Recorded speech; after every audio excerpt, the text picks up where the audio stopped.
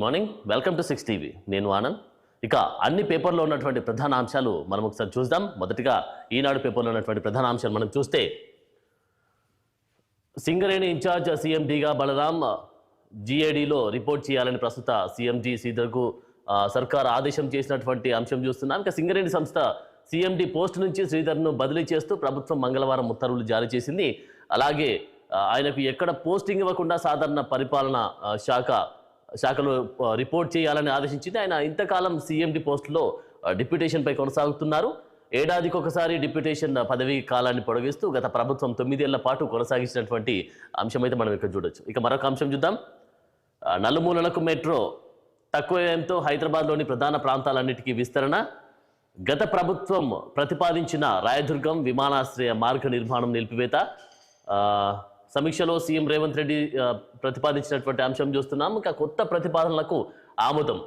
DPR traffic అధ్యయనాలకు ఆదేశం చేసినటువంటి అంశం చూస్తున్నాం. ఇక ఈ యొక్క అంశం చూస్తే నలుమూలలకు అయితే మెట్రో విస్తరించే అవకాశం కనిపిస్తుంది. ఎందుకంటే జనాభా పెరుగుతూ ఉంది, ట్రాఫిక్ కూడా చాలా పెరుగుతూ ఉన్న ఈ దృష్ట్యా మెట్రోని విస్తరించేటువంటి ప్రణాళిక అయితే సిద్ధం చేస్తూ ఉన్నారు. ఎందుకంటే ఒకవైపు ఏమో ట్రాఫిక్ని నియంత్రించే క్రమంలో చాలా ప్రయత్నాలు చేసినప్పటికీ కూడా ట్రాఫిక్ పెరుగుతున్నటువంటి ఈ నేపథ్యంలో మరి యొక్క ప్రతిపాదనలు చేసినటువంటి అంశం అయితే చూడొచ్చు. ఇక ఇందులో అంశం చూస్తే, హైదరాబాద్ మహానగర పరిధిలో ఎక్కువ ప్రాంతాలకు ఉపయోగపడేలా అత్యధిక సంఖ్యలో ప్రయాణికులకు సేవలు అందించేలా మెట్రో రైల్ మార్గాలను విస్తరించాలని ముఖ్యమంత్రి రేవంత్ రెడ్డి మెట్రో రైల్ ఎండీని ఆదేశించినటువంటి అంశం చూడొచ్చు.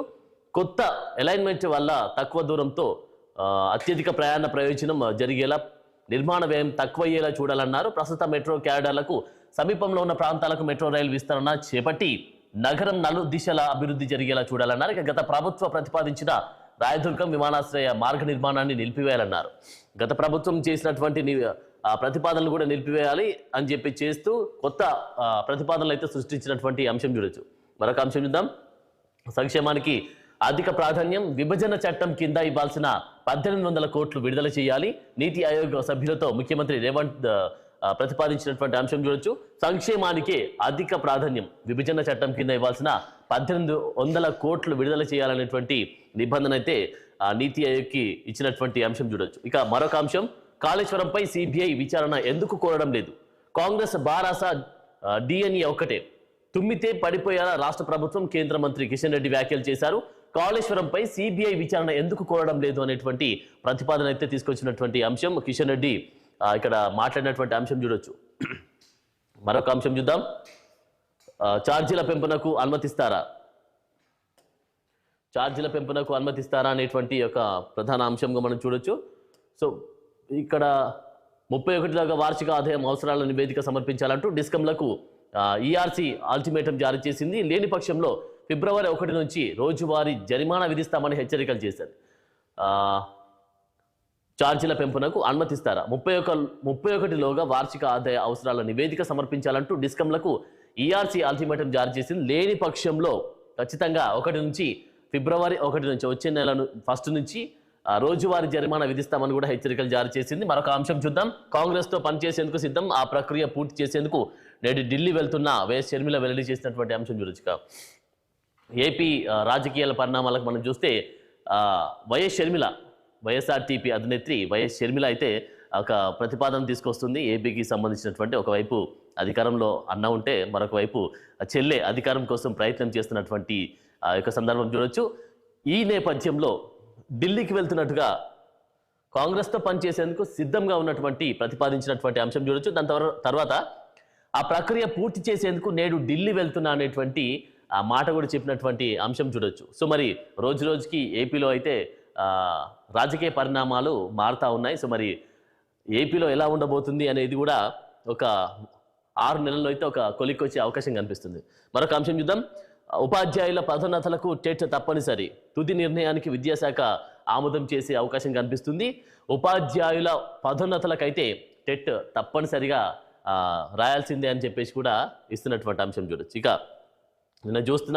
నిన్న జరిగినటువంటి ఒక పరిణామం అయితే హైదరాబాదే కాదు, యావత్ భారతదేశం కూడా ఉక్కిరిబిక్కిరైనటువంటి సందర్భం చూస్తున్నాం. సో రవాణా ఉక్కిరిబిక్కిరైంది. దేనికి ఉక్కిరిబిక్కిరైందంటే నిన్న జరిగినటువంటి న్యాయ సంహితతో సంహితలో కఠిన నిబంధనలపై ట్రక్కు డ్రైవర్ల నిరసన, ఇంధన సరఫరాకు తీవ్ర అంతరాయం, బంకులకు పోటెత్తిన జనం, పలు చోట్ల ట్రాఫిక్ జామ్లు, చర్చలు సఫలమన్న కేంద్ర వర్గాలు, సమ్మె విరమణకు ఆల్ ఇండియా మోటార్ కాంగ్రెస్ పిలుపునిచ్చినటువంటి ఈ యొక్క అంశం చూడొచ్చు. మరి ఇందులో ఏం జరిగిందంటే, కేంద్ర ప్రభుత్వం కొత్తగా తీసుకువస్తున్న భారత న్యాయ సంహితలోని కొన్ని నిబంధనలపై ట్రక్కు డ్రైవర్లు పలు రాష్ట్రాల్లో చేపట్టిన ఆందోళనలు రవాణా రంగాన్ని ఉక్కిరిబిక్కిరి చేశాయి. వాహనంతో ఢీకొట్టి పోలీసులకు సమాచారం ఇవ్వకుండా వెళ్లిపోయిన హిట్ అండ్ రన్ కేసుల్లో డ్రైవర్లకు విధించే శిక్షను పెంచాలని కూడా ప్రతిపాదించడం ఆందోళనకు ప్రధాన కారణమైంది. సోమ మంగళవార 2 రోజుల పాటు చమురు ట్యాంకర్లు తిరగకపోవడంతో తెలంగాణతో పాటు యావత్ భారతదేశం కూడా ఈ యొక్క ఉక్కిరిబిక్కిరైనటువంటి సందర్భం చూస్తున్నాం. ఏ పెట్రోల్ బంక్లో చూసినా కూడా క్యాన్తో పాటు వెళ్ళినటువంటి సందర్భం చూడొచ్చు. సో మరి ప్రతి సెకండ్ కూడా నిన్న చూసినటువంటి ప్రతి సెకండ్ కూడా ప్రతి పెట్రోల్ బంక్లో మనం విజువల్లో చూస్తున్నాం. పోలీస్ బందోబస్తు మధ్య కూడా అక్కడ మనము పెట్రోల్ కొట్టించుకున్నటువంటి సందర్భం చూడొచ్చు. ఇక వెలుగు పేపర్లో ఉన్నటువంటి ప్రధాన అంశాలు చూస్తే, 10 ఏళ్ల నుంచి మీరేం చేశారు, కేసీఆర్ అవినీతిపై సిబిఐతో కేంద్రం ఎందుకు ఎంక్వైరీ చేయించలేదు,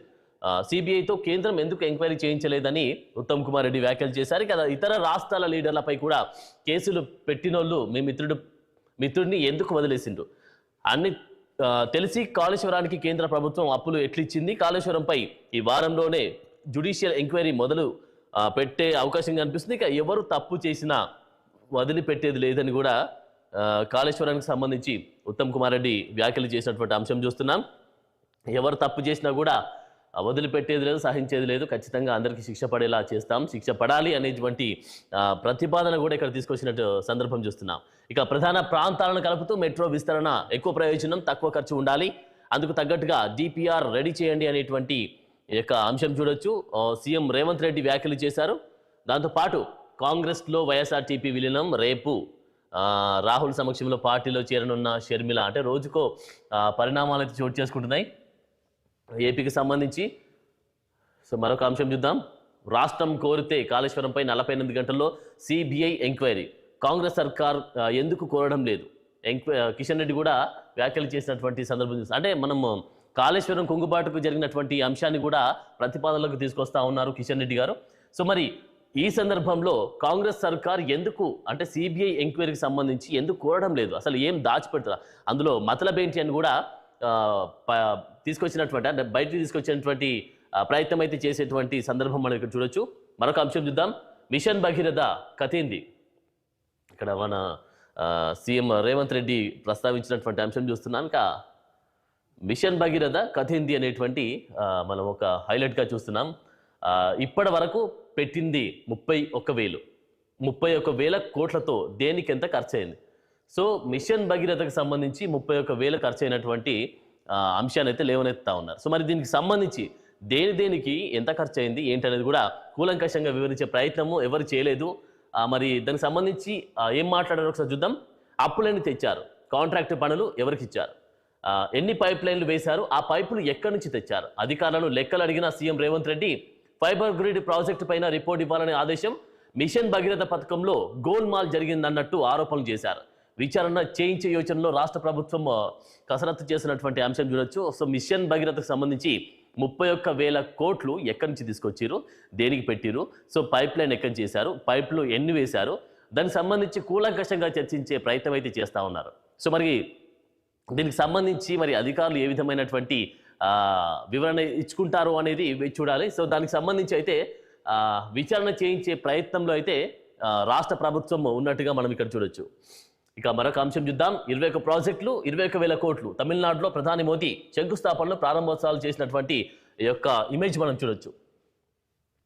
20 ప్రాజెక్టులు అయితే నిర్మించే యోచనలో ఉన్నారు. దాంతోపాటు 21,000 కోట్లు ఖర్చు పెట్టి 20 ప్రాజెక్టులు చేపట్టే సిచ్యువేషన్ ఇక్కడ కనిపిస్తుంది. సో మరి దీనికి సంబంధించి ఒక ఇమేజ్ చూడొచ్చు. రైట్, ఇక చైనా ఎకానమీ కష్టాల్లో ఉంది. కొంతమందికి కనీస అవసరాలు కూడా తీరడం లేదు. జిన్పింగ్ వ్యాఖ్యలు చేశారు. యువతకు ఉద్యోగాలు తగ్గిపోయాయని వెల్లడి చేశారు. ఆర్థిక వ్యవస్థను బలోపేతం చేయడానికి చర్యలు తీసుకుంటామని కూడా హామీ ఇచ్చినట్టుగా మనం చూడొచ్చు. చైనా ఎకానమీ చైనాకు సంబంధించినటువంటి ఎకానమీ కూడా కష్టాల్లో ఉంది అని కూడా అధ్యక్షుడు జిన్పింగ్ చేసినటువంటి వ్యాఖ్యలు మనం చూడొచ్చు. ఇక సింగరేణి నుంచి శ్రీధర్ అవుట్, ఇన్ఛార్జ్ సీఎండీగా ఫైనాన్స్ డైరెక్టర్ బలరాం. ఉత్తర్వులు జారీ చేసిన రాష్ట్ర ప్రభుత్వం జీఏడీలో రిపోర్ట్ చేయాలని శ్రీధర్కు ఆదేశం. ఎక్స్టెన్షన్లతో 9 ఏళ్ల పాటు ఏకఛత్రాధిపతం. ఆయన పనితీరుపై మొదటి నుంచి విమర్శలు వెల్లువెత్తినటువంటి నేపథ్యంలో శ్రీధర్ను తీసేసినట్టుగా ఇక్కడ మనం చూడొచ్చు. ఇక సింగరేణి సీఎండీ చైర్మన్ మేనేజింగ్ డైరెక్టర్గా సుదీర్ఘ పదవీకాలం చేసిన నడిమెట్ల శ్రీధర్ ఎట్టకేలకు ఆ పదవిని వీడాల్సి వచ్చినటువంటి అంశంగా మనం ఇక్కడ చూడొచ్చు. ఇక ఉప్పులు పప్పులు మస్తు పిరం అయినటువంటి ఒక అంశం చూడొచ్చు. సో భారీగా పెరిగిన నిత్యావసరాల ధరలు అల్లాడుతున్న పేదలు. 6 నెలల్లో 50% పెరిగిన రేట్లు. క్వింటా బియ్యం 6,000 నుంచి 7,000, అల్లం కిలో 200, ఎల్లిగడ్డ 300, కూరగాయలు కిలో 80 రూపాయలకు పైనే కనిపిస్తుంది. ఇక కిలో మటన్ 1000, కోడిగుడ్లు 7 రూపాయలు ధర పలుకున్నటువంటి ఈ యొక్క అంశం చూడొచ్చు. సో మరి రోజుకైతే నిత్యావసరాల ధరలే కానీ పెట్రోల్ రేట్లే కానీ ప్రతిదీ కూడా రేట్లు పెరుగుతూ ఉన్నాయి తప్ప తగ్గట్లేదు. సో రీసెంట్గా మనం చూస్తూ ఉంటే తెలంగాణ ఏపీకి సంబంధించినటువంటి ఒక ప్రధాన అంశంగా మనం చూస్తే బియ్యం రేటు కూడా తెలంగాణ ఏపీలో ఎక్కువగా సేల్ అయ్యేటువంటి, ఎక్కువగా తినేటువంటి, కామన్ పీపుల్ ఎక్కువగా తినేటువంటి ఒక వస్తువు ఏంటంటే అది బియ్యం.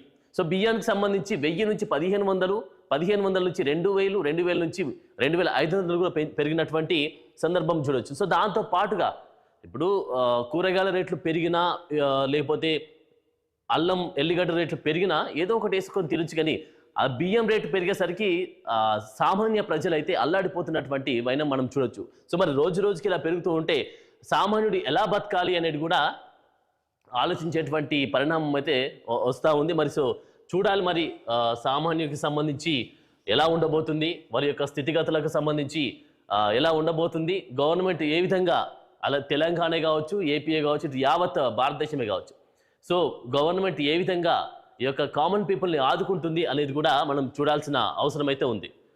సో మనం చూసాం ఇక సింగరేణి నుంచి శ్రీధర్ అవుట్. రేపే కాంగ్రెస్లోకి షర్మిల, రాహుల్ ఖర్గే సమక్షంలో చేరనున్న వైఎస్ కుమార్తె నేడు సాయంత్రం ఢిల్లీకి వెళ్తా ఉన్నారు. సో ఢిల్లీకి వెళ్ళాక అక్కడ కాంగ్రెస్ పార్టీలో చేరే అవకాశం కనిపిస్తుంది. దాంతోపాటు రాహుల్ ఖర్గే సమక్షంలో చేరనున్న వైఎస్ కుమార్తె దాంతోపాటుగా నేడు సాయంత్రానికి ఢిల్లీ వెళ్ళి ఈ యొక్క కాంగ్రెస్లో చేరే అవకాశం అయితే కనిపిస్తుంది. మరి ఇంకా మరొక అంశం చూద్దాం. మళ్ళీ బీఆర్ఎస్ ఎల్ఆర్ఎస్. సో క్రమబద్ధీకరణకు కొత్త దరఖాస్తులకు ఛాన్స్, పాత వాటి పరిష్కారం, కటాఫ్ గడువు పెంపుతో ఎక్కువ మందికి లబ్ధి. సర్కార్ పరిశీలన రాష్ట్ర వ్యాప్తంగా ఇప్పటికే అపరిష్కృతంగా మారింది. ఇక 25.59 లక్షల దరఖాస్తులు. పాత కటాఫ్ 2020 ఆగస్టు 26, అనంతరం ఏడాది 2 ఏళ్లు పెంపు.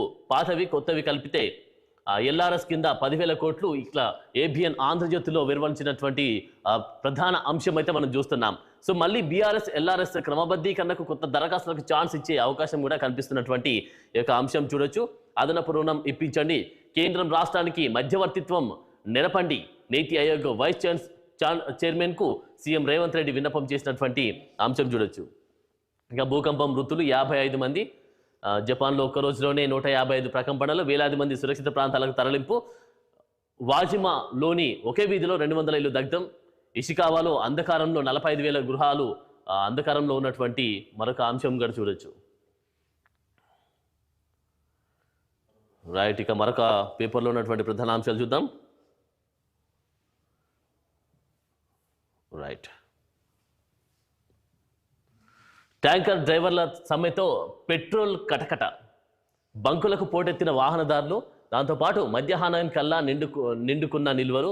చాలా చోట్ల నో స్టాక్ బోర్డులు కనిపిస్తున్నటువంటి వైనం చూసాం కదా. సో మరి ప్రతి పేపర్లో కూడా ప్రధాన అంశాన్ని మనము చూస్తే పెట్రోల్ బంక్కి సంబంధించి కూడా చాలా వరకు ఇక్కడ ఇచ్చినటువంటి అంశం చూడొచ్చు. సో ఎక్కడ చూసినా ఒకవైపేమో పెట్రోల్ బంకులో చాలా వరకు బైక్లు కానీ కార్లు కానీ ఉన్నటువంటి అంటే జామ్ అయినటువంటి సందర్భం చూస్తున్నాం. సో మరి మెయిన్గా చూస్తే దాంతోపాటు ట్రాఫిక్ కూడా అంతరాయం కలిగినటువంటి అంశం అయితే చూడొచ్చు. సో మరి ఏది ఏమైనప్పటికీ కూడా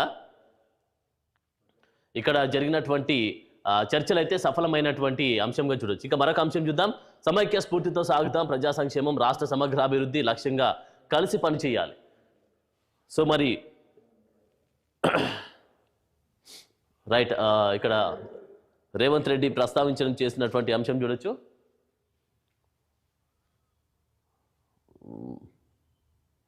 రైట్, హైదరాబాద్కి సంబంధించి హైదరాబాద్ చుట్టూ మెట్రో, ప్రధాన ప్రాంతాలకు అత్యధిక జనాభాకు మెట్రో సేవలు ఉండేలా ప్రతిపాదనలు రూపకల్పనకు సూచన. ఎంజీబీఎస్ నుంచి పాతబస్తీ మీదుగా ఎయిర్పోర్ట్కు మెట్రో ఖరారు. 3వ దశలో జేబీఎస్ నుంచి శామీర్పేట వరకు విస్తరణ ప్రతిపాదన. Musi river front east west కారిడార్ను మెట్రో ప్రాజెక్టులో చేర్చాలని కూడా సూచన చేసినటువంటి అంశం చూడొచ్చు. మరి ఇక్కడ చూస్తున్నాం 5 కారిడార్లలో మెట్రో రైల్ 2వ దశ విస్తరణకు సమగ్ర ప్రణాళికలు అయితే రూపొందించారు. ఉన్నత స్థాయి సమీక్షలో ముఖ్యమంత్రి రేవంత్ రెడ్డి ఆదేశం చేశారు. ఇక ఎక్కడి నుంచి ఎక్కడికి అనేది కూడా ఇక్కడ క్లియర్గా ఇచ్చినటువంటి అంశం చూస్తున్నాం. ఎంజీబీఎస్ నుంచి పాతబస్తీ మీదుగా ఎయిర్పోర్ట్కు మెట్రో ఖరారు చేశారు. 3వ దశలో జేబీఎస్ నుంచి శామీర్పేట వరకు విస్తరణ ప్రతిపాదించారు. Musi river front east west కారిడార్ను మెట్రో ప్రాజెక్టులో చేర్చాలని కూడా సూచన చేసినటువంటి అంశం చూస్తున్నాం. సో మరి ఏది ఏమైనప్పటికీ కూడా ఒకవైపు ఏపీకి సంబంధించి క్లియర్గా మనం చూస్తే ఏపీలో పాలిటిక్స్ అయితే రోజు రోజుకి రసవత్తరంగా మారుతున్నటువంటి అంశం చూడొచ్చు. మరొక వైపు చూస్తే ఇక్కడ మెట్రోకి సంబంధించి విస్తరణ అయితే పెంచుతున్నటువంటి సందర్భం చూస్తున్నాం. దాంతోపాటు ఓవరాల్గా మనం చూసాం అన్ని పేపర్లో చూస్తే ఇక పెట్రోల్ అయితే పెట్రోల్కి సంబంధించి అయితే కటకట అవుతున్నటువంటి సిచ్యువేషన్ నిన్ను చూసాం. ఎందుకంటే ఒకరోజు సమ్మె జరగడం వల్ల ఒక రోజుకి సమ్మె కాదు, ఒక హాఫ్ డేకి సంబంధించి పెట్రోల్ బంకులు మూత పడితే ఎలా ఉంటుంది అని కూడా ఇక్కడ నిన్న పెట్రోల్ బంకుల దగ్గర చూసాం. సో ట్రాఫిక్ జామ్తో పాటు ప్రతిదీ కూడా ఇబ్బందికరంగా మారినటువంటి సందర్భం చూస్తున్నాం. అటు షర్మిల కాంగ్రెస్లో చేరడం, మరొక వైపు ఏపీ రాజకీయ సమీకరణాలు మారడం చాలా వరకు కూడా మనము చూసేటువంటి అవకాశాలు అయితే కనిపిస్తున్నాయి. సో మరి రానైతే రాజకీయ పరిణామాలు అయితే మనం చూడొచ్చు. ప్రతి ఒక్కటి కూడా ఏపీకి సంబంధించి ప్రతి ఒక్కటి కూడా రాజకీయ సమీకరణాలు మారుతున్నటువంటి వైనం అయితే మనకు క్లియర్గా కనిపిస్తూ ఉంది. బట్ షార్ట్ బ్రేక్ తీసుకుందాం. Stay with us.